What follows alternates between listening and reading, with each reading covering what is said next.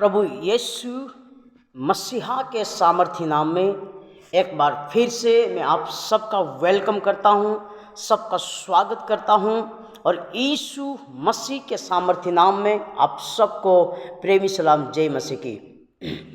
मसीह में मेरे प्रियो, मसीह में मेरे भाई और मेरी बहनों, परमेश्वर का हम धन्यवाद करते हैं। यह जीवन परमेश्वर ने हमको दिया है, इसलिए हमें परमेश्वर का धन्यवाद करना चाहिए। एक बार फिर से परमेश्वर ने यह समय हमको दिया और परमेश्वर का अनुग्रह, परमेश्वर का ग्रेस हम पर हुआ है ताकि हम परमेश्वर के वचनों से, परमेश्वर की बातों से हम कुछ बातों को सीख सके और हम जान सके कि परमेश्वर हमारे जीवन में क्या चाहता है।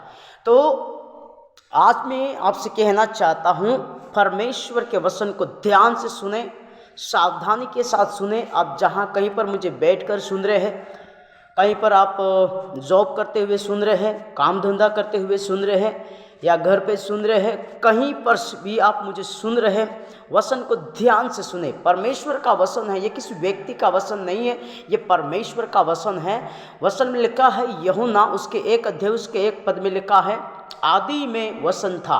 तो जब भी हम वचन को सुनते हैं ना, तो हम परमेश्वर को सुनते हैं। जब वचन को सुनते हैं तो परमेश्वर बात करता है।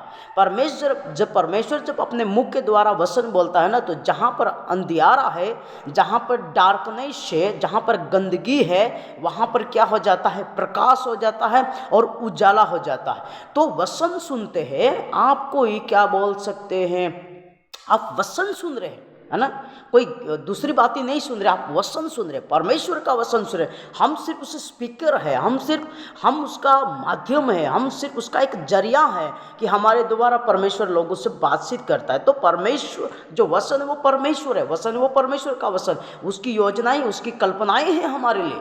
इसलिए हमें ध्यान से परमेश्वर के वचन को सुनना बहुत ही जरूरी। सो मैं आपके लिए पढ़ना चाहूँगा मत्ती उसका 25 अध्याय उसके 13 पद में इस तरह से लिखा है। यहाँ पर प्रभु ने एक बहुत ही अच्छा उदाहरण दिया है, तोड़ों के बारे में दृष्टांत दिया है, तोड़ों के बारे में उदाहरण दिया है।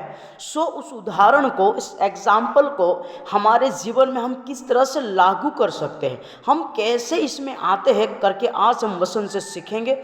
और ये वचन आज आपसे, जितने भी मुझे सुन रहे हैं अभी राइट नाउ, जितने सुनने वाले हैं, सबसे परमेश्वर का वचन बात करेगा, खटखटाएगा कि आप कौन है। ध्यान से सुनिएगा। यहाँ पर क्या लिखा है, उसने एक को 5 तोड़े, दूसरे को 2 और तीसरे को 1, अर्थात हर एक को उसकी सामर्थ्य के अनुसार दिया और तब परदेश चला गया। यहाँ पर लिखा है, ये बातें सब प्रभु यीशु मसीह पर आती है।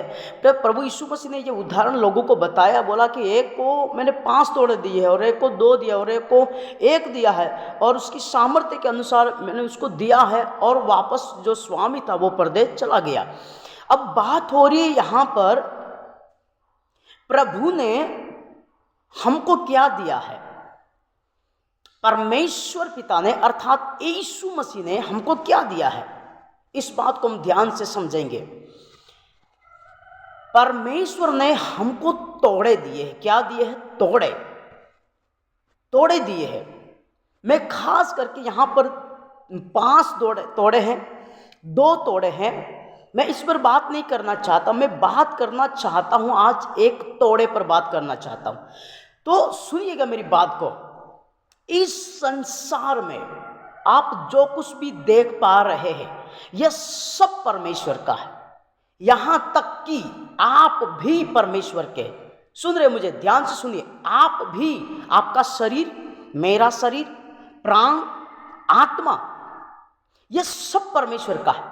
मेरे दिन परमेश्वर के हैं, वर्ष परमेश्वर का, जितने भी इस शरीर में अंग है, ये सारे अंग परमेश्वर के। आपके कुछ नहीं है, कुछ भी नहीं है आपका, सब कुछ परमेश्वर का है जो कि आपको दिया गया है। मेरी बात ध्यान से सुनिए। एक तोड़ा दिया गया है, परमेश्वर का वचन यहां पर कहता, एक तोड़ा दिया गया है।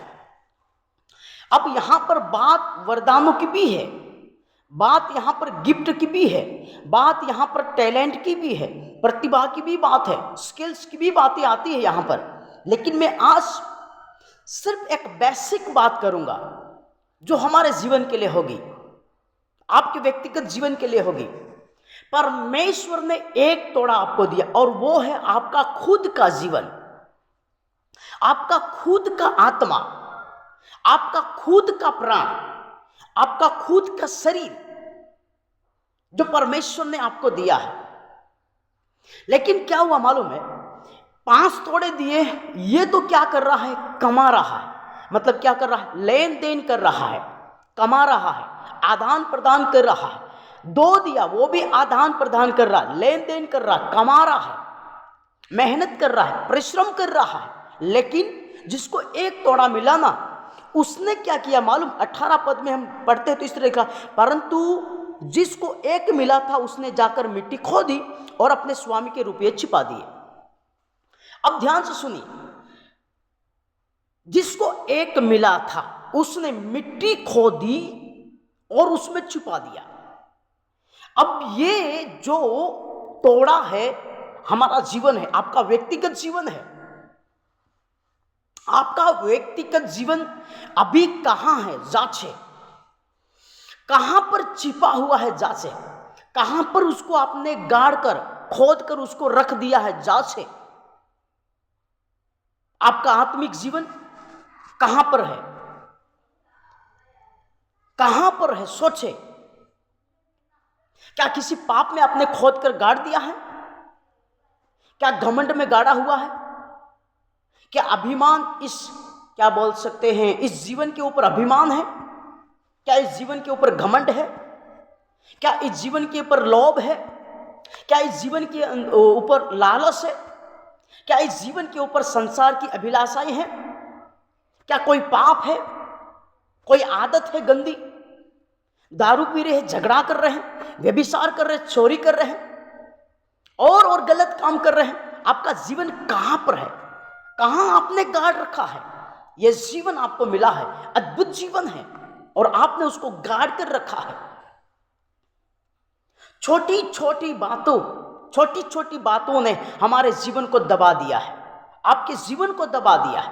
आपको 1 मिला है, आपके व्यक्तिगत जीवन में आप परमेश्वर के साथ विश्वास योग्य नहीं है, आप ईमानदार नहीं है। आपका व्यक्तिगत जीवन आप परमेश्वर के साथ उसको भावता हुआ, उसको प्रसन्न करता हुआ, उसको आनंद करते हुए, जो वह कहता है उसके अनुसार आप नहीं चल पा रहे हैं, उसकी नजरों में आप पवित्र नहीं हो पा रहे हैं, आप उसको खुश नहीं कर पा रहे हैं, आपका खुद का जीवन उसके सामने सही नहीं है, आपका तोड़ा ही शुद्ध पवित्र नहीं है, आप स्वयं उसके सामने अच्छे नहीं हैं, तो परमेश्वर दूसरे तोड़े आपको कैसे देगा? आपके खुद के जीवन में आप विश्वास योग्य नहीं है, ईमानदार नहीं है। आप पाप पे पाप किए जा रहे हैं, गलत काम पर गलत काम किए जा रहे हैं, और बहाने बना रहे हैं आप कि ये हो रहा, वो हो रहा, समय नहीं मिल रहा, टाइम नहीं मिल रहा है। आपके व्यक्तिगत जीवन में आप परमेश्वर के साथ सही नहीं है।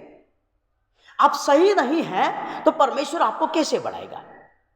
आपका व्यक्तिगत जीवन अगर परमेश्वर के आगे सही है तो आपके अंदर वरदान है, आपके अंदर बहुत सारे वरदान, बहुत सारे टैलेंट्स, बहुत सारी स्किल्स, बहुत सारे काम परमेश्वर ने आपके अंदर रखे हैं। लेकिन आपने उसको क्या कर रखा है? आपने उसको गाड़ कर रखा है। जब आप खुद सजग और सावधान नहीं होंगे तो आपके जीवन के अंदर जो परमेश्वर की इच्छा है, मर्जी है, सेवकाई है, बहुत सारी बातें हैं, वो कैसे पूरी होगी? वो कैसे बाहर प्रज्वलित हो पाएगी? है ना। तीमुथियुस की पुत्री में अगर हम पढ़ते तो वहां पर लिखा है, तीमुथियुस को कहता है पौलुस कि जो तुझ में है उसको प्रज्वलित कर। मतलब हम में बहुत कुछ है, परमेश्वर के तोड़े हैं, परमेश्वर का वरदान है, हम बहुत कुछ कर सकते हैं परमेश्वर में रहकर उसके राज्य के लिए। मैं शुरू में आपको बताया हूं कि कुछ भी हमारा जीवन में नहीं है, सब कुछ उसका है सिवाय पाप। पाप ही हमारा है, पाप ही हमारा है, सब कुछ परमेश्वर का है। और पाप ने ही हमारे व्यक्तिगत जीवन को दबाकर गाड़ कर रखा है। मेरे प्रियो, आपका व्यक्तिगत जीवन कहां है? ऐसा मत सोचिए कि आप व्यक्तिगत जीवन आप पवित्र जी रहे हैं, गंदा जीवन जी रहे हैं, गलती पर गलती किए जा रहे हैं। आप सावधान नहीं है, आप इस बात को हल्की समझ रहे हैं कि हाँ, संसार में आए तो जीना पड़ेगा, करते हैं, नहीं करेंगे तो पेट कैसे पालेंगे, नहीं करेंगे तो परिवार कैसे पालन पोषण करेंगे, पैसा कैसे कमाएंगे। आप है ना बहुत भूल में हैं। परमेश्वर का वचन कहता है, ये जीवन आपको दिया है ना, ये जीवन ऐसे नहीं दिया, इस जीवन का परमेश्वर न्याय करेगा, और वो भी बिया सहित परमेश्वर आपसे न्याय करेगा। आपके हर एक काम का बदला परमेश्वर देगा और लेगा आपसे। ये जीवन आपको लेन देन करने के लिए दिया, परमेश्वर के राज्य के लिए आपको लेन देन करना है, परमेश्वर के राज्य के लिए आपको उपयोग करना है, भलाई के लिए उपयोग करना, प्रेम के लिए उपयोग करना है, प्रार्थनाओं के लिए आपको उपयोग करना है, उपवास के लिए उपयोग करना है, आत्माओं को जीतने के लिए उपयोग करना है। परमेश्वर के लिए आपको दिया गया ये आपका शरीर, आपका जीवन, एक एक दिन परमेश्वर की ओर से दिया गया, एक एक वर्ष परमेश्वर की ओर से दिया गया है। अगर हम उसको, इस जीवन को हम गाड़ देंगे संसार की बातों में, संसार की अभिलाषाओं में, संसार की झाड़ियों में, संसार की चिंता भोज में, टेंशन में, मोह माया सुख विलास में, परमेश्वर के अनुसार नहीं चलेंगे तो सावधान हो जाइए। परमेश्वर का वचन फिर से वो आने वाला है। ये तोड़े देकर परदेश चला गया स्वामी, लेकिन यीशु मसीह अभी कहाँ है? वो स्वर्ग है। ये जीवन देकर वो स्वर्ग में गया है।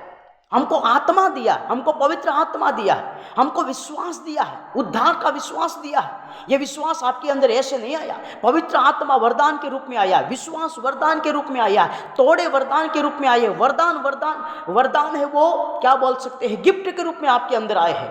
परमेश्वर ने उपहार दिया है आपको, गिफ्ट दिया है आपको परमेश्वर ने। आपका शरीर उपहार गिफ्ट है परमेश्वर की ओर से। आप उसको कैसे उपयोग कर पा रहे, कैसे उपयोग कर रहे, महत्वपूर्ण ये है। कहां उपयोग कर रहे, किसके लिए कर रहे आप, इंपॉर्टेंट ये है। आप जहां कहीं पर भी है, व्यक्तिगत जीवन की बात कर रहा हूं मैं। आप जितने भी विश्वासी लोग मुझे सुन रहे, जितने भी कलीसिया के सदस्य लोग मुझे सुन रहे, आपके अंदर बहुत सारे काम हैं। कलीसियाओं में जाओ, पास्टर के साथ मिलकर काम करो, पादरी के साथ मिलकर, प्रभु के दास के साथ मिलकर काम करो। आपके अंदर भलाई करने का है तो भलाई करें, किसी के लिए प्रार्थना करने का वरदान है तो प्रार्थना करें, हैं? आत्मा जीतने का वरदान तो आत्मा जीते, किसी को बताने का वरदान है तो बताइए।